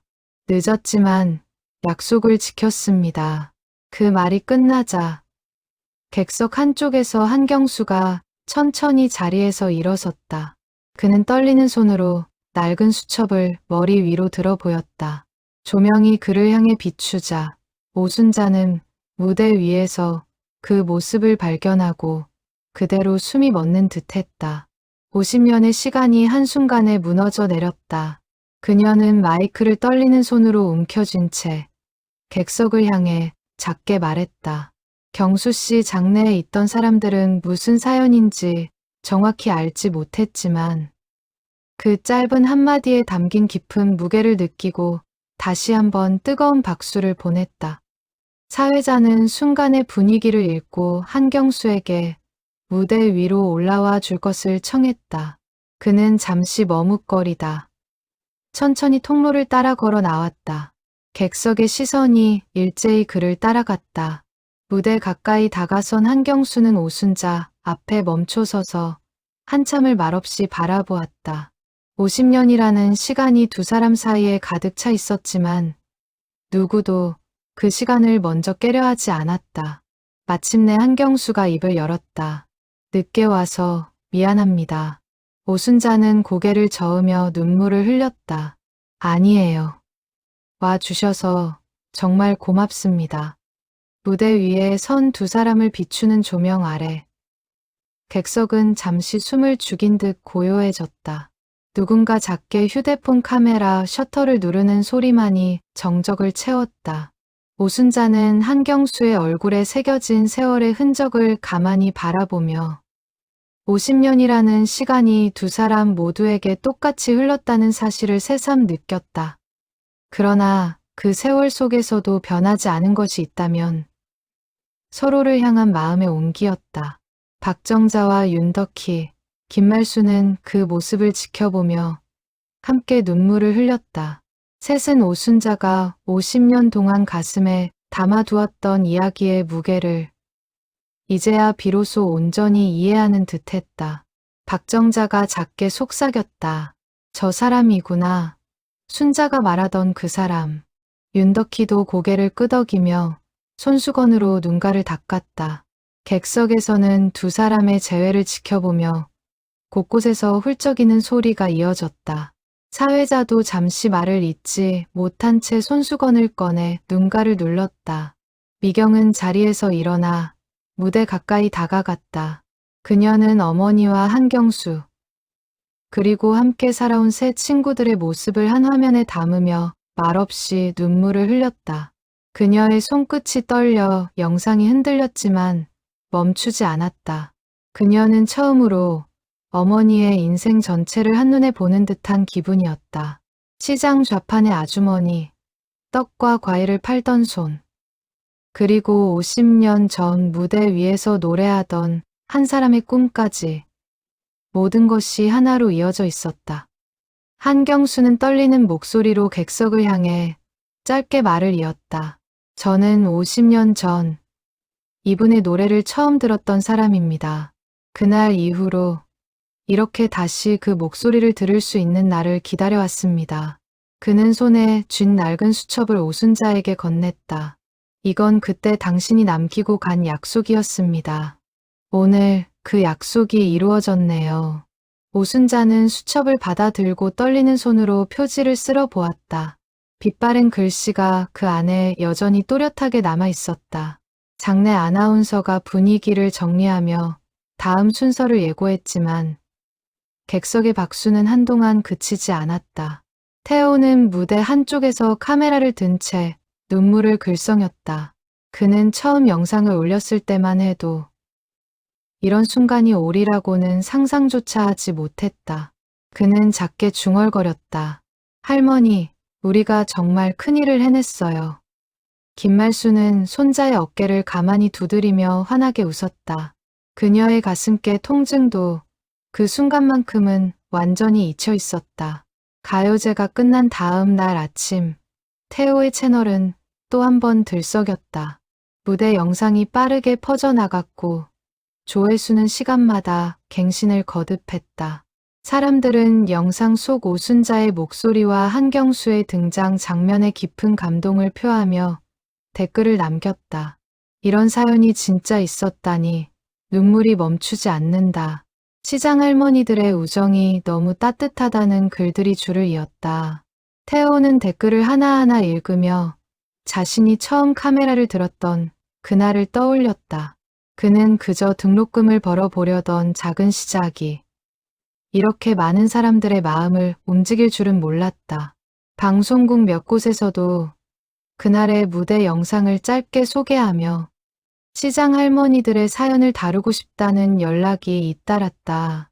태호는 할머니들과 상의 끝에 너무 많은 관심에 휩쓸리지 않고 평소처럼 시장 일을 이어가기로 결정했다. 저희는 그냥 하던 대로 살고 싶어요. 노래는 그저 저희 30년 우정의 한 조각이었을 뿐이에요. 그 인터뷰 답변이 오히려 더 큰 호감을 얻으며 사람들은 네 사람의 담담한 태도에 다시 한번 박수를 보냈다. 시장은 다시 한번 활기를 되찾았다.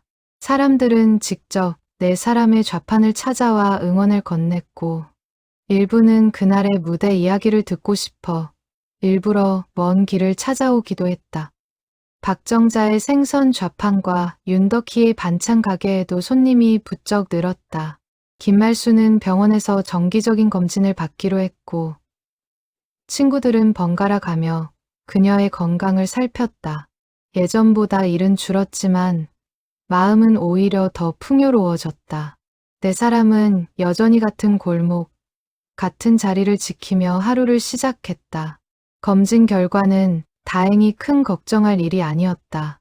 약을 꾸준히 챙겨 먹고 무리한 일을 줄이면 충분히 괜찮다는 진단이었다. 김말수는 그 소식을 듣고 친구들 앞에서 너스레를 떨었다. 이 정도면 10년은 더 너희들 옆에서 노래할 수 있겠네. 박정자가 눈을 흘기며 답했다. 10년이 아니라 20년은 해야지. 누구 맘대로 10년이야. 윤덕희도 웃으며 맞장구를 쳤다. 네 사람의 웃음소리가 좌판 사이로 길게 퍼져나갔다. 오순자와 한경수는 그날 이후 종종 안부를 주고받았다. 두 사람 사이에 흐르는 감정은 50년 전의 그것과는 다른 차분하고 깊은 그리움이자 우정이었다. 한경수는 가끔 시장을 찾아와 좌판 한 구석에 앉아 차 한 잔을 나누곤 했다. 그는 오순자에게 새로운 곡을 써주겠다고 약속했다. 이번엔 끝까지 함께 완성해 봅시다. 오순자는 그 말에 환하게 웃었다. 50년 전에는 끝내지 못했던 약속을 이제는 천천히 다시 이어갈 수 있게 되었다. 두 사람은 매주 한 번씩 만나 노래를 다듬어 갔다. 한경수는 낡은 수첩에 적힌 옛가사를 조금씩 손보았고 오순자는 그 위에 자신의 지금 목소리를 얹었다. 어느 날 오순자가 문득 물었다. 경수 씨는 그동안 어떻게 지내셨어요? 한경수는 잠시 말을 고르다 답했다. 음악은 계속했지만 마음 한구석은 늘 비어 있었습니다. 이제야 그 자리가 조금씩 채워지는 것 같습니다.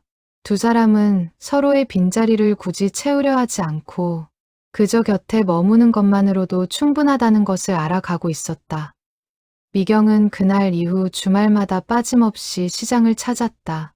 그녀는 어머니와 함께 보내는 시간이 늘어날수록 어린 시절, 자신이 느꼈던 외로움의 자리에 다른 감정이 채워지는 것을 느꼈다. 어느 날 그녀는 어머니에게 조심스럽게 말을 꺼냈다. 엄마, 저 이번에 가게 옆에 작은 공간 하나를 냈어요. 주말마다 동네 사람들 모아서 노래 교실 한번 열어볼까 해요. 엄마가 선생님 해주시면 안 돼요? 오순자는 잠시 놀란 표정을 지었다가 이내 눈물을 글썽이며 고개를 끄덕였다. 그래, 해보자. 너랑 함께라면 뭐든 좋아. 노래 교실은 생각보다 많은 사람들이 찾아왔다. 동네 어르신들뿐 아니라 젊은 사람들도 호기심에 찾아와 자리를 채웠다. 오순자는 처음으로 누군가에게 노래를 가르치는 입장이 되었다. 그녀는 학생들에게 늘 같은 말을 해주었다. 음정이 틀려도 괜찮아요. 가사를 잊어도 괜찮아요. 그 순간의 마음만 담으면 그게 진짜 노래예요. 그 말은 50년 전 한경수가 그녀에게 해주었던 말과 꼭 같았다. 몇 달 후, 네 사람은 작은 동네 행사에 초청받아 다시 무대에 섰다. 큰 무대는 아니었지만 그들에게는 또 하나의 소중한 순간이었다. 객석에는 미경과 한경수, 그리고 태호가 나란히 앉아 있었다. 태호는 이제 학교에 복학할 준비를 하고 있었다. 채널 수익으로 등록금을 마련했을 뿐 아니라 영상 제작에 대한 자신만의 길도 조금씩 그려가고 있었다. 그는 카메라 대신 이번에는 손뼉을 치며 무대를 지켜보았다. 미경의 노래 교실은 계절이 바뀌는 동안 동네의 작은 사랑방이 되었다. 처음에는 어색하게 앉아있던 사람들도 몇 주가 지나자 서로의 사연을 나누며 친구가 되어갔다. 어느 날 한 어르신이 수업이 끝난 뒤 오순자에게 다가와 손을 잡았다. 선생님 노래를 듣고 저도 젊을 때 꿈이 있었다는 걸 다시 떠올렸어요. 고맙습니다. 오순자는 그 말에 가슴이 뭉클해졌다. 그녀는 비로소 자신이 잃었던 무대가 결국 더 많은 사람들에게 닿는 길로 이어졌다는 것을 깨달았다. 태호는 그 무렵 짧은 인터뷰 영상 하나를 추가로 찍어 채널에 올렸다. 그는 카메라 앞에 앉아 담담하게 말했다. 처음엔 그냥 등록금이 필요해서 시작한 일이었어요. 그런데 어느새 저한테 가장 큰 가르침을 준 사람들은 우리 할머니랑 그 친구분들이었더라고요. 그는 잠시 말을 멈추고 웃었다. 늦었다고 생각했던 일들이 사실은 늦지 않았다는 걸 배웠어요. 그 영상에는 유독 많은 댓글이 달렸다. 저마다의 사연을 가진 사람들이 자신의 늦은 꿈을 떠올리며 위로를 받았다고 적어두었다. 공연이 끝난 뒤 5 가족 같은 사람들은 시장 골목 어귀에 평상에 둘러앉아 늦은 저녁을 함께했다. 윤덕희가 끓여온 국솥에서 김이 모락모락 올라왔다. 박정자는 그날따라 더 호탕하게 웃었고 김말수는 손자의 어깨에 기대어 편안한 얼굴을 하고 있었다. 오순자는 한경수와 나란히 앉아 조용히 이야기를 나누었다. 미경은 그 모습을 가만히 지켜보며 처음으로 어머니가 온전히 행복해 보인다고 생각했다. 태호는 그날 밤 채널에 마지막 영상을 올렸다. 화면 속에는 시장의 새벽 풍경과 4사람의 웃는 얼굴, 그리고 오순자가 나직이 부르는 노래 한 소절이 담겨 있었다. 영상 끝에는 짧은 자막이 떠올랐다. 행복한 하루는 늦게 찾아와도 늦지 않습니다. 그는 그 자막을 한참 동안 바라보다 채널 이름을 다시 한번 마음속으로 되새겼다. 그가 처음 채널을 만들 때 별 생각 없이 붙였던 이름이 이제는 시장 사람들 모두의 삶을 그대로 담아내는 말이 되어 있었다. 은행나무 시장의 새벽은 여전히 같은 순서로 열렸다. 김말순이 셔터를 올리고 박정자가 좌판을 펴고 윤덕희가 국솥에 불을 올리고 오순자가 떡과 과일을 늘어놓았다. 달라진 것은 많지 않았다. 다만 그들의 얼굴에는 이전에는 없던 어떤 평온함이 깃들어 있었다. 30년을 함께 늙어온 네 사람은 이제 더 이상 숨기는 이야기 없이 서로의 곁을 지켰다. 그리고 그 작은 시장 골목에서 오늘도 누군가의 행복한 하루가 조용히 시작되고 있었다. 시간이 조금 더 흘러 그 가을의 무대는 시장 사람들 사이에서 두고두고 이야기되는 추억이 되었다. 누군가는 그날의 노래를, 누군가는 그날의 눈물을, 또 누군가는 그날 다시 만난 두 사람의 이야기를 떠올렸다.